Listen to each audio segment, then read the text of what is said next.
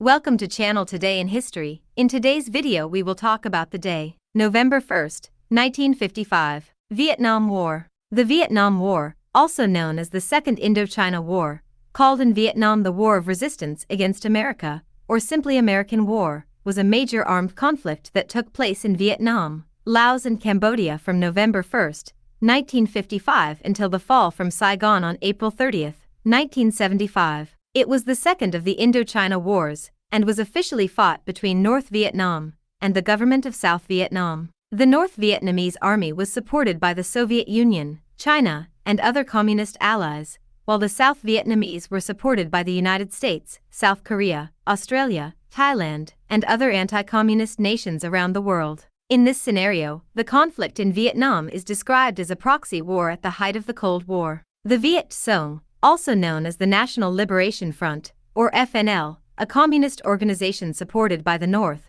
waged a guerrilla war against the Southern government and other anti-communist forces in the region, while the North Vietnamese Army, also known as the acronym NVA, engaged in a more conventional fight, occasionally engaging in large traditional battles. As the war progressed, the military actions of the Viet Cong guerrillas were weakening, while the NVA troops became more engaged. The U.S. and South Vietnamese armies had remarkably greater firepower, supported primarily by their air and technological supremacy, relying on search and destroy operations involving massive ground, artillery, and overwhelming units. Airstrikes. Over the course of the war, the United States conducted systematic strategic bombing campaigns against cities in North Vietnam, causing enormous devastation. The North Vietnamese government and the Viet Congs were struggling to unify the country. They saw the conflict as part of a colonial war and a direct continuation of the First Indochina War against the forces of France and then the United States. The American government was fighting to prevent South Vietnam from becoming another communist nation.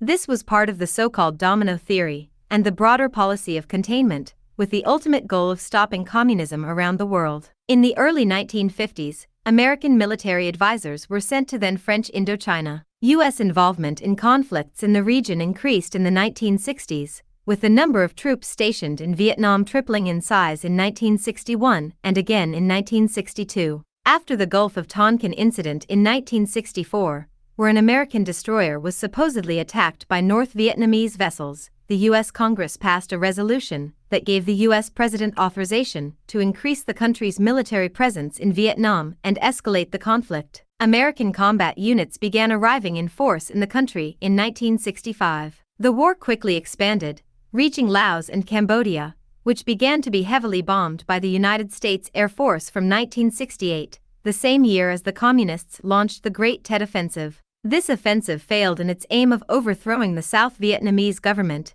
and starting a socialist revolution there, but it is considered the turning point of the war as the American population began to question whether a military victory would be possible with a capable enemy to launch major attacks even after years of bloodshed. There was a wide disparity between what the American press and the government said, with the data presented by both often contrasting. In the United States and the West, from the late 1960s onwards, a strong feeling of opposition to the war began as part of a large counterculture movement. The war changed the dynamics of relations between the East and West blocs, also altering the North-South divisions of the world. Beginning in 1969, the United States began the process of Vietnamization, which aimed to improve South Vietnam's military capacity to fight the war on its own, without external support. The Americans thus hoped to be able to reduce their participation in the conflict without having to compromise the ultimate strategic objective of preventing the spread of communism in the region, transferring the responsibility for fighting to the South Vietnamese themselves. So in the early 1970s, the United States began withdrawing its troops from Vietnam. What followed, in January 1973, was the signing of the Paris Peace Accords, but this did not mean the end of hostilities.